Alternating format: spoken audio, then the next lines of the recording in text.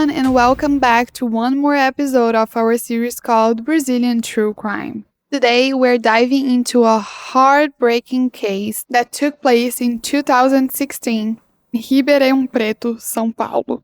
This is the tragic story of Valíssia Fernandes de Jesus, a 15-year-old girl whose life was cruelly taken from her when she was 8 months pregnant. Her case shocked Brazil and highlighted devastating issue of violence against women. So who was Valíssia Fernandes de Jesus?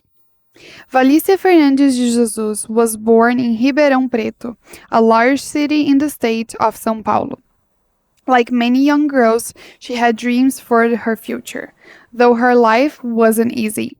At 15, she was already facing the challenges of becoming a mother. Pregnant at such a young age, Valíssia was navigating a difficult road. But by all accounts, she was preparing to embrace motherhood with love and responsibility. She was excited about the birth of her baby, despite the hardships she had already endured in her life.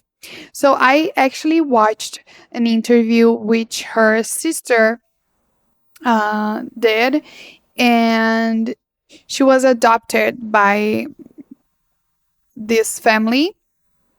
Her mom was a prostitute and a drug addict, so she just gave away her baby to some family. And then the family that was taking care of her when she was just a baby, the dad died. He was already older, and the mom wasn't able to take care of her by herself. So she was sent to another family. And on that family, she spent 2 years there, and she was abused by the guy. And of course, he was a pastor, so nothing happened to him. But then this family that actually was with her for the last, I don't know, maybe 5 years of her life, was taking care of her. She was part of the family.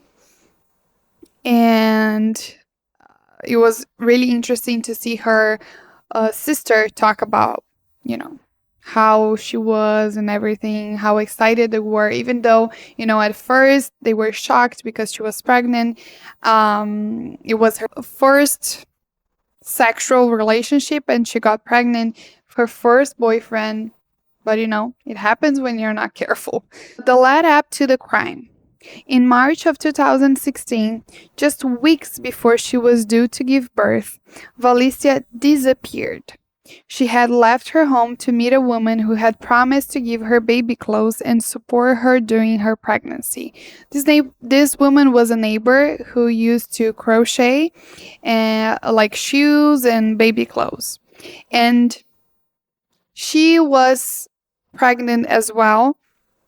So she seemed like a trustable person. This wasn't uncommon in Brazil.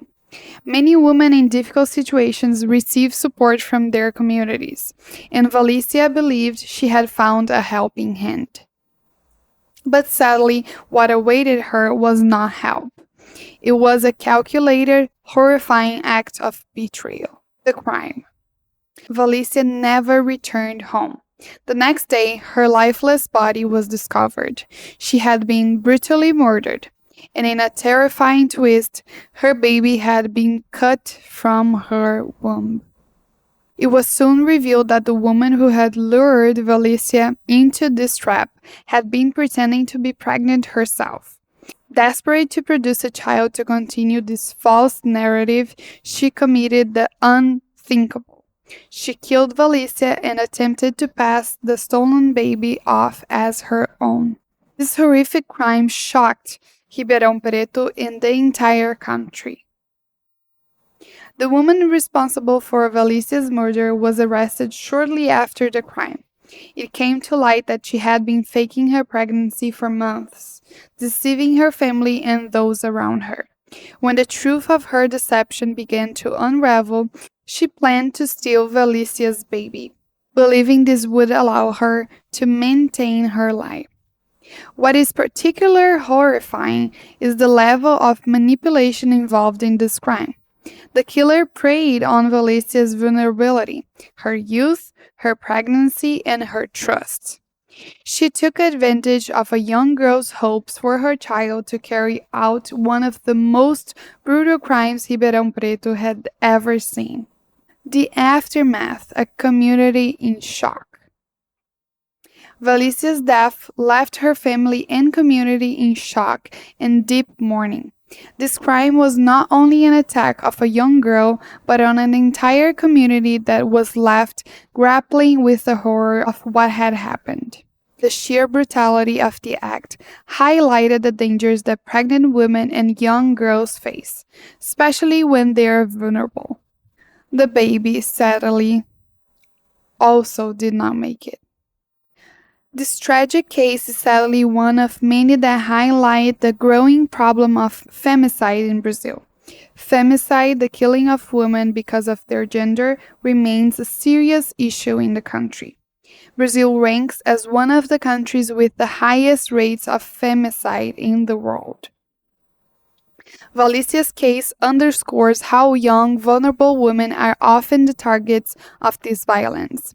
Brazilian law has recognized femicide as a specific crime, and it carries heavier sentences, but the problem persists.